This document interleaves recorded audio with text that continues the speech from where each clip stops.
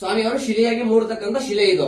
ಅದಕ್ಕೋಸ್ಕರ ಇದು ವ್ಯಾಸರಾಯರೇ ಮಾಡಿದ್ದಾರೆ ಅನ್ನೋ ಕಾರಣಕ್ಕೋಸ್ಕರ ಬಾಲದಲ್ಲಿ ಗಂಟೆ ಸೂಚನೆ ಕೊಟ್ಟಿದ್ದಾರೆ ನೋಡಿ. ಬಾಲದಲ್ಲಿ ಗಂಟೆ ಇದೆ, ಬಲಭಾಗದಲ್ಲಿ ಚಕ್ರ ಇದೆ, ಎಡಭಾಗದಲ್ಲಿ ಶಂಕು ಇದೆ.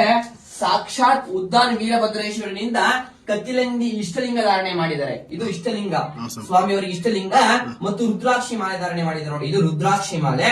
ಸೊಂಟದಲ್ಲಿ ಕತ್ತಿ ಧಾರಣೆ ಮಾಡಿದ್ದಾರೆ ನೋಡಿ. ಕತ್ತಿ ಇಲ್ಲಿಂದ ಇಲ್ಲಿವರೆಗೂ ಕತ್ತಿ ಇದೆ.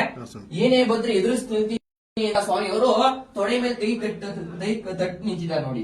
ತೊಡೆ ಮೇಲೆ ಕೈ ಇಟ್ಕೊಂಡು ನಿಂತಿದ್ದಾರೆ. ಏನೇ ಬಂದ್ರೆ ಎದುರಿಸ್ತೀನಿ ನಾನು ಅಂತ ತೊಡೆ ಮೇಲೆ ಕೈ ಇಟ್ಟು ನಿಂತಿದ್ದಾರೆ. ಮತ್ತು ಇಲ್ಲಿ ಹೂ ಪ್ರಸಾದ ಕೇಳೋ ಪದ್ಧತಿ ಇದೆ. ಸುತ್ತಮುತ್ತ 35 ಹಳ್ಳಿ, ಈ ಗೂಳೂರಿನಿಂದ ತುಮಕೂರು ಸುತ್ತಮುತ್ತ 35 ಹಳ್ಳಿಗಳಲ್ಲಿ ಒಂದು ಹೆಣ್ಣು ತರಬೇಕು, ಒಂದೇನಾದ್ರು ದೇವರ ಕಾರ್ಯ ಮಾಡಬೇಕು, ಒಂದು ಬೋರ್ವೆಲ್ ಪಾಯಿಂಟ್ ಹಾಕ್ಸ್ಬೇಕು ಅಂದ್ರೆ ಸ್ವಾಮಿಯವರ ಹೂ ಪ್ರಸಾದ ಕೇಳೋ ಪದ್ಧತಿ ಇದೆ. ಆ ಪದ್ಧತಿ ಏನಕ್ಕೋಸ್ಕರ ಅಂದ್ರೆ ಸ್ವಾಮಿಯವರ ಕೈಯಲ್ಲಿ ಪದ್ಮ ಚಿಹ್ನೆ ಇದೆ ನೋಡಿ. ಪದ್ಮ ಚಿಹ್ನೆ ಅಂತ ಸ್ವಾಮಿಯವರ ಕೈ ಮೇಲೆ ಹೂವನ್ನು ಮುಡಿಸಿದರೆ ಸ್ವಾಮಿಯವರ ಪ್ರಸಾದ ಕೊಡ್ತಾರೆ. ಆ ಪದ್ಧತಿ ಇದೆ. ಸ್ವಾಮಿಯವರಿಗೆ ಈ ಮುಖವಾಗಿ ನಿಂತ್ಕೊಂಡ್ರೆ ಒಂದೇ ದೃಷ್ಟಿ ಕಾಣಿಸೋದು. ಎಲ್ಲೇ ಆಂಜನೇಯ ಸ್ವಾಮಿಗಳು ನೋಡಿರ್ತೀರಾ, ಸ್ವಾಮಿಯವರಿಗೆ ಒಂದೇ ದೃಷ್ಟಿ ಕಾಣಿಸ್ತಕ್ಕಂಥದ್ದು. ಇಲ್ಲಿ ಸ್ವಾಮಿಯವರಿಗೆ ಒಂದು ದೃಷ್ಟಿ ಇದೆ, ಹಿಂಭಾಗದಲ್ಲಿ ಒಂದು ದೃಷ್ಟಿ ಇದೆ. ಸ್ವಾಮಿಯವರಿಗೆ ಹಿಂಭಾಗದಲ್ಲಿ ಒಂದು ದೃಷ್ಟಿ ಇದೆ. ಸ್ವಾಮಿಯವರಿಗೆ ಈಗ ನದಿಯಿಂದ ಸ್ನಾನ ಮಾಡಿ ಬಂದಿರತಕ್ಕಂತ ಸೂಚನೆಗೆ ಸ್ವಾಮಿಯವರು ಶಿಕೆ ಕಟ್ಟಿರ್ತಕ್ಕಂಥ ಶಿಕೆ ಹೆಂಗಿದೆ ನೋಡಿ.